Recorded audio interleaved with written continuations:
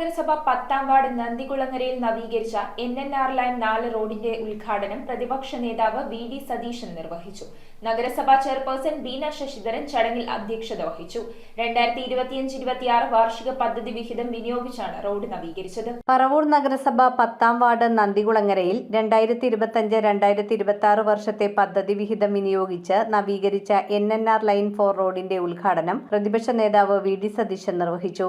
നഗരസഭാ ചെയർപേഴ്സൺ ബീന ശശിധരൻ അധ്യക്ഷയായിരുന്നു. Vice chairman MJ Raju, സ്ഥിരം സമിതി അധ്യക്ഷൻ Saji Nambiath, ward councillor Jahangir Thoppil, VA Prabhavathi, കൌൺസിലർമാരായ PD Sukumari, TM Abdul Salam, Liji Biju, Liji Laikosh, residence association പ്രതിനിധികളായ MNG നായർ, ആന്റണി, ഡെനി തോമസ്, സലിം PM, അസീസ് ചക്കാലക്കൽ, ഐസക് ആന്റണി, മനോജ് പള്ളിത്താഴം, സോഫി മുരളി എന്നിവർ പ്രസംഗിച്ചു. News bureau, Paravur.